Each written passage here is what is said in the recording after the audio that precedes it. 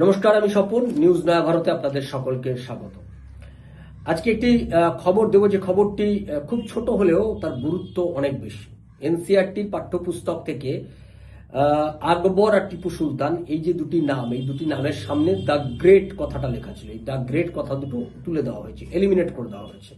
এবং এটা আমরা মনে করি এটা সঠিক সিদ্ধান্ত নেওয়া হয়েছে। কারণ ভারতবর্ষে, শুধু ভারতবর্ষ নয়, ভারতবর্ষ সহ বাংলাদেশ, পাকিস্তান, মায়ানমার, ইন্দোনেশিয়া, আফগানিস্তান, এই সমস্ত অঞ্চল ছিল ভারতবর্ষের। এই সমস্ত অঞ্চল ছিল অখণ্ড ভারত, যে অখণ্ড ভারতে সনাতনী হিন্দুদের উৎসভূমি। এটা পৃথিবীর আদি ধর্ম হচ্ছে সনাতন ধর্ম। মুসলিম ধর্মে আমাদের দেশে অনুপ্রবেশকারী শক্তি, তারা আমাদের দেশে ঢুকেছে, আমাদের দেশে লুট করেছে, আমাদের দেশের হিন্দু ধর্মের মানুষকে গায়ের জোরে, অস্ত্রের জোরে ধর্মান্তকরণ করিয়েছে।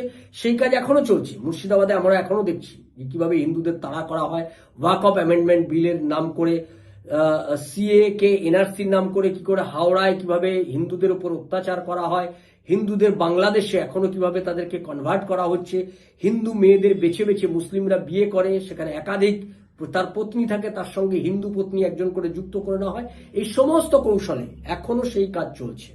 অর্থাৎ আমাদের এই যে উপমহাদেশ, অখণ্ড ভারতবর্ষ, যে ভারতবর্ষ ছিল অতীতে, সেই অখণ্ড ভারতবর্ষে মুসলিম ধর্ম কিন্তু একটা অনুপ্রবেশকারী শক্তি, এটা এদেশের শক্তি নয়।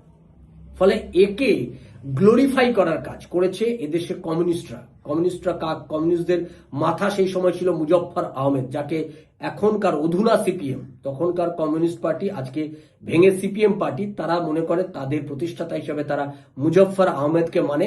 সেই মুজফফর আহমেদ, যাকে তারা কাকাবাবু বলে সম্বোধন করে, তার জন্মদিন পালন করে, সেই কাকাবাবু, মোহনদাস করমচাঁদ গান্ধী, জওহরলাল নেহেরু, এদের সকলের মিলিত প্রয়াসে মুসলিম তোষণ, মুসলিমদেরকে তোষণ করা, মুসলিমদের গ্লোরিফাই করা, এই মুঘল সাম্রাজ্যকে গ্লোরিফাই করার কাজ এরা করেছে স্বাধীনতার আগে।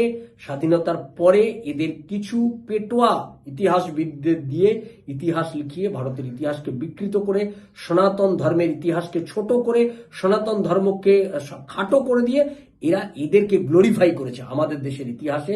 যারা এদেশের সনাতন ধর্মের যারা প্রকৃত যোদ্ধা, তাদের ইতিহাসকে খর্ব করেছে, এদেরকে গ্লোরিফাই করেছে। এটাই আমাদের দেশের সব থেকে বড় অপরাধ। যদি কিছু করে থাকে কমিউনিস্টরা, কংগ্রেসরা, এই অপরাধ সব থেকে করেছে। সেই অপরাধ থেকে সেই অপরাধ যে আমাদের ইতিহাসের পাতায় ছিল, নরেন্দ্র দামোদর দাস মোদী কংগ্রেসের এরকম অনেক অপরাধকে ডিলিট করেছে।